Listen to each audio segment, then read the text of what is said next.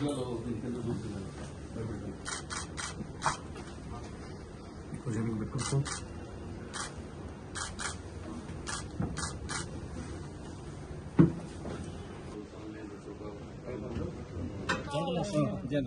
Degree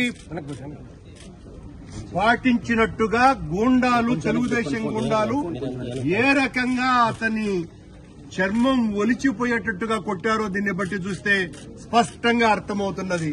ఇదే అండి చంద్రబాబు నాయుడు గారు మీ ప్రజాస్వామ్య పరిపాలన ఇదే చేస్తున్నారు.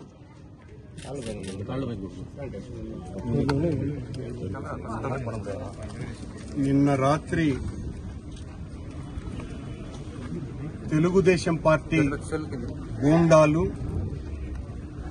సతీష్, దిలీప్ అనే వాళ్ల నేతృత్వంలో చిత్తూరు ఎమ్మెల్యే జగన్మోహన్ గారి ఆదేశాల మేరకు ఆయన రెచ్చగొట్టి ఒక గుంపుని వైఎస్ఆర్ కాంగ్రెస్ పార్టీ నాయకుడైనటువంటి మురళి వాళ్ల ఇంటి మీదికి పంపించి అత్యంత దారుణంగా, కిరాతకంగా, దుర్మార్గంగా, అంతకంటే నీచంగా ఆ ఇల్లంతా కూడా పగలగొట్టి తలుపులు ఇరిచేసి అద్దాలు ధ్వంసం చేసి మురళి మీద అత్యంత దారుణమైనటువంటి అఘాయత్వానికి పాల్పడటం జరిగింది.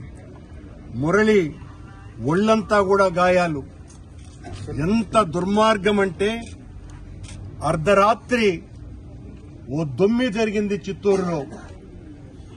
బందిపోటు దొంగల కంటే కూడా హీనంగా తెలుగుదేశం గూండాలు సభ్య సమాజం తలదించుకునే విధంగా వైఎస్ఆర్ కాంగ్రెస్ పార్టీ నాయకుడైనటువంటి మురళి మీద ఈ ఘాతుకానికి పాల్పడ్డారు. ఇది అత్యంత కిరాతకమైనటువంటి చర్య.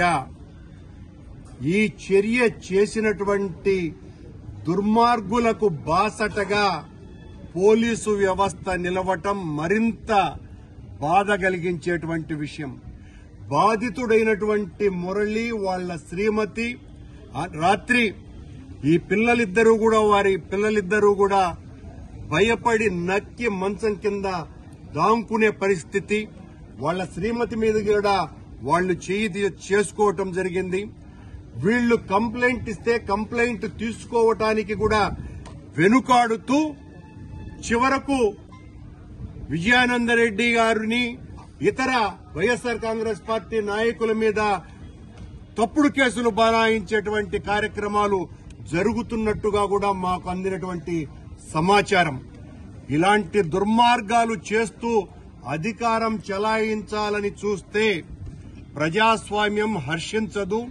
వైఎస్ఆర్ కాంగ్రెస్ పార్టీ కార్యకర్తలు, నాయకులు చూస్తూ ఊరుకోరు. ఇది మేము 5 సంవత్సరాలు అధికారంలో పరిపాలించినాం. జగన్మోహన్ రెడ్డి గారి నేతృత్వంలో ఉన్నప్పుడు ఇలాంటి దురాఘాతాలు మేము ఎప్పుడు కూడా చేయలా.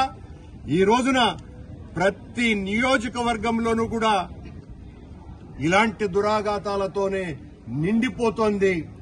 అందుకు పరాకాష్ట రాత్రి తప్పతాగి ఎవరో ఒక నాయకుడి జన్మదినోత్సవంలో సంబరాలు చేసుకుంటూ తప్పతాగి విచ్చలవిడిగా విశృంఖలంగా మురళి ఇంటి మీద పడి ఈ రకంగా అతన్ని దారుణంగా కొట్టి వైఎస్ఆర్ కాంగ్రెస్ పార్టీ శ్రేణులన్నింటినీ కూడా భయాందోళనలకు గురి చేద్దాము అన్నటువంటి ఆలోచనతోనే ఈ దాడి జరిగింది. రాష్ట్రంలో అప్రకటిత ఎమర్జెన్సీ జరుగుతోంది. ఎమర్జెన్సీ ప్రకటించకపోయినా ఎమర్జెన్సీ నాటి రోజులు తలపిస్తున్నాయి. వాళ్లకు తోచినటువంటి వాళ్లను చట్ట వ్యతిరేకంగా ఎవరినైనా ఏమైనా చేయొచ్చును, ఎవరి మీదనైనా తప్పుడు కేసులు బనాయించవచ్చును, ఎవరి మీదనైనా కూడా కొట్టవచ్చును, తిట్టవచ్చును, జైళ్లకు పంపవచ్చును. ఎందువలంటే ఆ రోజున 75లో ఎమర్జెన్సీ బాధితుడుగా నేను చెప్తున్నా. ఆ రోజులు నాకు తెలుసు కాబట్టి ఈ రోజున అదే పరిస్థితులు చంద్రబాబు గారి పాలనలో జరుగుతున్నాయి. ప్రతి నియోజకవర్గంలోనూ వైఎస్ఆర్ కాంగ్రెస్ పార్టీ వాళ్ళనందరినీ కూడా రాజకీయ పార్టీల మీద ప్రత్యర్థులుగా భావించాల్సినటువంటి ప్రభుత్వం శత్రువులుగా భావిస్తూ ప్రతీకారేచ్ఛతో రగిలిపోతూ తెలుగుదేశం పార్టీ వాళ్ళు ఎవరైనా సరే వైఎస్ఆర్ కాంగ్రెస్ పార్టీ వాళ్లతో తిరిగితే పాముకు పాలు పోసినట్టేనని సాక్షాత్తు ముఖ్యమంత్రి చంద్రబాబు నాయుడే మాట్లాడటం, ఇవన్నీ కూడా చంద్రబాబు గారి ప్రోద్బలంతోనే ఇలాంటి అఘాయిత్యాలన్నీ కూడా జరుగుతున్నాయి. ఈ హింస ప్రజలందరూ కూడా చూస్తున్నారు, మౌనంగా భరిస్తున్నారు. వైఎస్ఆర్ కాంగ్రెస్ పార్టీ శ్రేణులు తిరగబడాల్సినటువంటి అవసరం దీని ద్వారా తీసుకుని వస్తున్నది తెలుగుదేశం ప్రభుత్వం.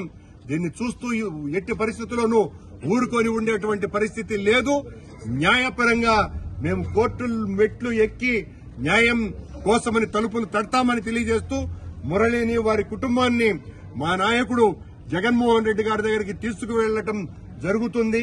ఆయన వీళ్లను ఓదార్చి ఇప్పటికే విజయానంద్ రెడ్డితో మాట్లాడడం కూడా జరిగింది. నాయకుడు మేం ఎట్టి పరిస్థితుల్లోనూ ఇలాంటి హింసాత్మక చర్యల్ని చూస్తూ సహించమని తెలుగుదేశం పార్టీ గూండాలను హెచ్చరిస్తున్నాం. ఎల్లకాలం ఈ రకంగా జరగదు.